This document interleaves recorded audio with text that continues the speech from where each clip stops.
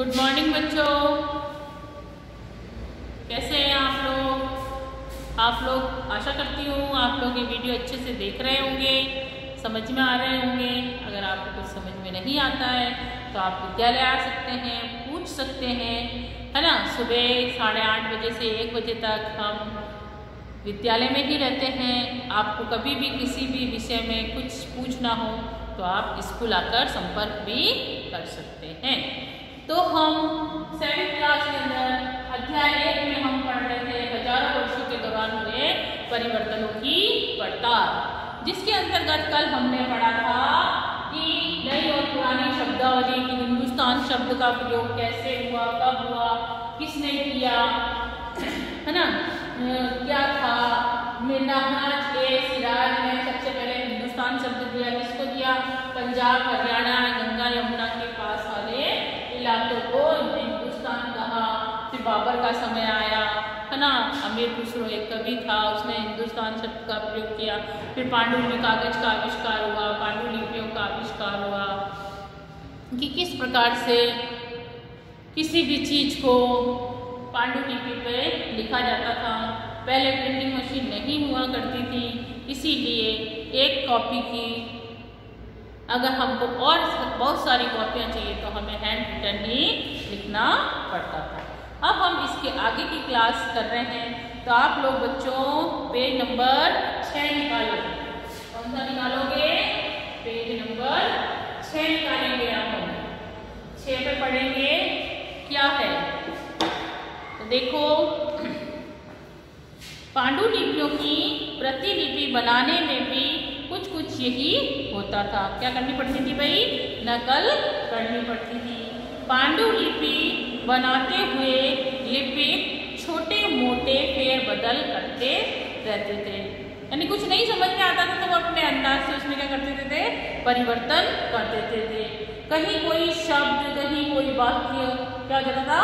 परिवर्तित हो जाता था। परिवर्तित यानी बदल जाता था। सदी पर सदी प्रतिलिपियां बनती रही, ऐसे आगे से आगे और बनती रही।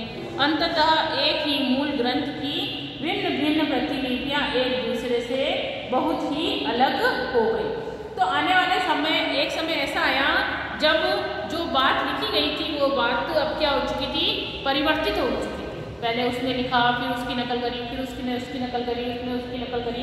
ऐसे नकल करते करते उसका जो मूल रूप था वो परिवर्तित हो गया और नई बात सामने आने लगी। इससे बहुत बड़ी समस्या उत्पन्न होने लगी।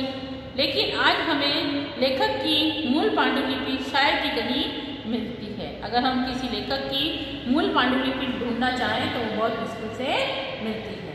हमें बाद के लिपिकों द्वारा बनाई गई प्रतिलिपियां लिपियों पर एक पूरी तरह निर्भर रहना पड़ता है। जो लिपिकों ने, है ना, जो प्रतिलिपिकों ने, जो लिपिक होते हैं ना, लिखने वाले, उन्हें लिपिक कहा जाता है। मनुष्य जो पांडुलिपियों की नकल करते हैं उन्हें क्या कहते हैं? लिपिक। तो इस प्रकार की जो मूल पांडुलिपि है वो मिलने में बहुत ज़्यादा कठिनाई होने लगी। हमें बाद में लिपिकों द्वारा प्रतिलिपियों को पूरी तरह निर्भर रहना पड़ता था। इसीलिए इस बात का अंदाजा लगाने के लिए मूलतः लेखक ने कहा कि इतिहासकार को एक ही ग्रंथ की विभिन्न प्रतिलिपियों का अध्ययन करना पड़ता है, कि एक ही किताब को पढ़ने के लिए अलग अलग प्रतिलिपिकों द्वारा जो लिखी गई हैं उनका अध्ययन करना पड़ता है, जो कि काफी मुश्किल है। कई बार लेखक स्वयं भी समय समय पर अपने मूल वृत्तांत में संशोधन करते रहते हैं। संशोधन यानी कि कुछ बात लिखी हुई है, उसमें अब हमने क्या कर दिया? परिवर्तन कर दिया, उसमें कुछ नई बात ऐड कर दी, तो वो क्या कहलाता है? संशोधन कहलाता है। 14वीं शताब्दी के जो इतिहासकार हैं उनका नाम है जियाउद्दीन बर्नी। क्या नाम है भाई? जियाउद्दीन बर्नी।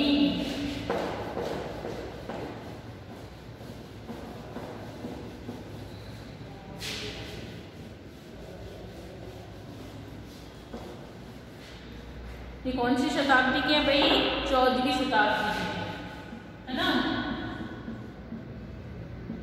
14वीं शताब्दी में एक इतिहासकार आए जिसका क्या नाम था भाई? जिसका नाम था जियाउद्दीन बर्नी।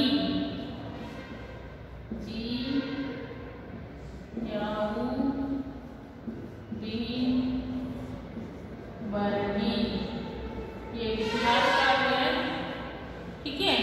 इन्होंने बताया कि 1356 और दूसरी बार इसके 2 वर्ष बाद लिखा गया, दोनों में अंतर है। पहले ये 14वीं शताब्दी में लिखा, 1356 में लिखा, और इन दोनों में क्या अंतर पाया है? लेखनी में क्या पाया गया भाई? अंतर पाया गया है। लेकिन 1971 में तक इतिहासकारों को पहली बार अपने वृत्तांत की जानकारी ही नहीं थी। यह पुस्तकालयों के विशाल संग्रहालय में कहीं दबा पड़ा था। जो इतिहास है पहले का वो कहीं दब चुका था।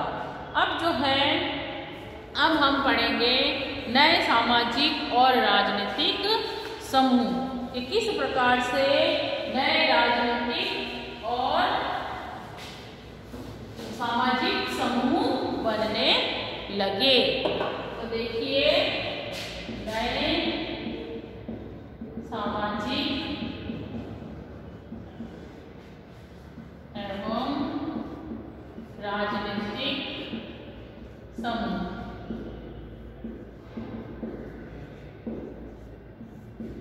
ठीक है भाई। तो देखो, सन हम कब की बात कर रहे हैं? 1700 की, 700 और 1750 के बीच की कब की बात है ये? 700 से 1750 का समय पीरियड है ये। हजारों वर्ष के अध्ययन के दौरान पता चला कि मुख्य रूप से इसीलिए कि इस पूरे काल में बड़े पैमाने पर अनेक तरह के परिवर्तन हुए। इतने लंबे समय में क्या हुए भाई? बहुत से परिवर्तन हुए, बहुत सारे परिवर्तनों को हम इसमें देख सकते हैं। इस काल में अलग अलग समय पर नई प्रौद्योगिकी के विकर्षण हुए, नई प्रौद्योगिकी आई, जैसे सिंचाई में रॉड का प्रयोग होने लगा, है ना। पहले पानी निकालना पड़ता था, अब कुएं के अंदर रहट लगा दी जाती है ना, जिससे से घूम घूम कर पानी आता है। कटाई के लिए चरखे रखे गए, कटाई में चरखे, और युद्ध में किसका प्रयोग होने लगा? आग्नेयास्त्रों का। आग्नेयास्त्र यानी कि बारूद वाले हथियारों का इस्तेमाल होने लगा। इस उपमहाद्वीप में कई तरह के खान पान भी आया, नया खान पान देखने को मिला। मक्का आई, मिर्च आई, चाय आई, कॉफ़ी आई, और इस तरह से नए नए परिवर्तन देखने को हमें मिले।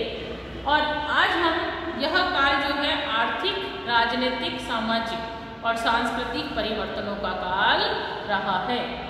अध्याय हम 5, 6 और 7 में इसके बारे में पढ़ेंगे, लेकिन अभी हम जो पढ़ रहे हैं वो सिर्फ राजनीतिक और सामाजिक समूह के बारे में पढ़ रहे हैं। इस युग में लोगों की गतिशीलता, एक स्थान से दूसरे स्थान पर आना जाना भी बहुत बढ़ गया था।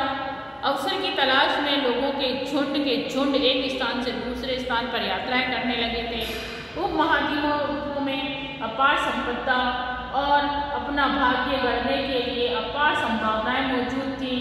इस काल में जिन समुदायों का विकास हुआ था वह समुदाय का महत्व बढ़ गया था, है ना।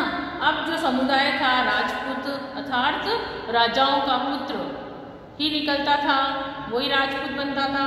18वीं और 14वीं सदी के अगर हम बात करें, 8वीं और 14वीं सदी के बीच यह नाम आमतौर पर योद्धाओं के उस समूह के लिए प्रयुक्त होता है जो क्षत्रिय वर्ग के होने का दावा करते हैं। जो युद्धों में लड़ने जाते हैं वो क्या कहलाते हैं? क्षत्रिय। राजपूत शब्द के अंतर्गत केवल राजा और उसके सामंत वर्ग ही नहीं आते थे, बल्कि सेनापति और सैनिक भी आते थे। पूरे उपमहाद्वीप में अलग अलग शासकों की सेनाओं में सेवारत हुआ करते थे। कवि और चारण राजपूतों की आचार संहिता प्रबल पराक्रम और स्वामी भक्त का गुणगान करते थे। इस युग में राजनीतिक दृष्टि से महत्व हासिल करने के अवसरों का लाभ मराठा, सिख, जाट, अहोम, कायस्थ, मूर्तिकार, लिपिकों और मुंशियों का कार्य करने वाली जाति को कहा जाता था। ऐसे बहुत से समूह हुआ करते थे। इस पूरे काल के दौरान जंगलों की कटाई हो रही थी, खेतों का इलाका बढ़ता चला जा रहा था। कुछ क्षेत्रों में यह परिवर्तन अन्य क्षेत्रों की अपेक्षा कई अधिक तेजी से दिखाई दे रहा था। पर्यावास में परिवर्तन के कारण कई वनवासी को मजबूर होकर अपना स्थान छोड़कर दूसरे स्थान पर जाना पड़ रहा था, जिसे क्या कहा जाता है? पर्यावास। कुछ और वनवासी जमीनों की जुताई करने लगे और कृषक बन गए। कृषकों के ये नए समूह क्षेत्रीय बाजार, मुखियाओं, पुजारियों, मठों, मंदिरों से प्रभावित होने लगे और बड़े जटिल और बड़े समाज के अंग बन गए। उन्हें कर चुकाने पड़ते थे। कर यानी टैक्स देने पड़ते थे और स्थानीय मालिक की बेगार भी करनी पड़ती थी। बिना पैसे के काम करना क्या कहलाता है? बेगार। काम तो कराया नहीं जाता है लेकिन उसको उसके एवज में पैसा नहीं देते, वो क्या कहलाता है? बेगार। परिणाम स्वरूप अब क्या हुआ, जब बेगार करनी पड़ी तो लोगों के अंदर, किसानों के बीच आर्थिक और सामाजिक अंतर उभरने लगे। कुछ के पास ज़्यादा जमीन उपजाऊ होती थी तो कुछ के पास मवेशी भी होते थे, पालतू जानवर मवेशी, है ना। और कुछ लोग खेती से खाली समय में दस्तकारी का कार्य किया करते थे। जैसे जैसे समाज में अंतर बढ़ने लगे, लोगों के अंदर जातियां और उपजातियों में बंटने लगे और व्यवसाय के आधार पर उनका समाज ऊंचा और नीचा बन गया। जो ज़्यादा धनी थे वो उच्च वर्ग में चले गए, जो कमजोर थे वो निम्न वर्ग में आ गए। ये दर्जे स्थायी नहीं थे। किसी जाति विशेष के सदस्यों के हाथों में इतनी सत्ता, प्रभाव और साधनों का नियंत्रण था जिसके आधार पर उसके दर्जे बदलते रहते थे। एक ही जाति का किसी क्षेत्र में कोई दर्जा हो सकता है और किसी क्षेत्र का कोई और, यानी अलग अलग क्षेत्रों का अलग अलग दर्जा यहाँ पर दिखाई देने लगा था। अपने सदस्यों के व्यवहार को नियंत्रित करने के लिए जातियां स्वयं अपने अपने नियम बनाने लगी थी। अब अपने अपनी जातियों पर नियंत्रण स्थापित करने के लिए उन्होंने स्वयं कुछ नियम बना लिए थे। इन नियमों का पालन जाति के बड़े बुजुर्गों द्वारा करवाया जाता था कि बड़े बुजुर्गों को उनकी एक सभा बनाती जाती थी और उन्हें कहा जाता था कि इस जाति के अंतर्गत अब इन नियमों का पालन करवाया जाए। कुछ इलाकों में जाति पंचायत कहा जाता था, है ना। पंचायत बनाती गई तो जाति के, ये जाति की पंचायत है, इसमें कुछ भी गलत काम होगा तो इसका जो पंच है वो इसका निर्णय लेगा। अपने निवास के गांव के रिवाजों का पालन भी करना पड़ता था। इसके अलावा कई गांवों के मुखियाओं का शासन होता था। मिल मिलाकर वे किसी राज्य की एक छोटी इकाई पर निर्भर हो जाते थे। तो इस प्रकार से हमने देखा इस तरह से सामाजिक और राजनीतिक समूह का निर्माण हुआ। तो प्यारे बच्चों, आपको यहाँ तक समझ में आया होगा, है ना। पर्यावास क्या होता है? एक शब्द है पर्यावास। क्या मतलब है इसका? इसका मतलब होता है कि किसी भी क्षेत्र के पर्यावरण और वहाँ के रहने वाले लोगों का सामाजिक और आर्थिक जीवन शैली कैसी है। यहाँ के लोगों की सामाजिक और आर्थिक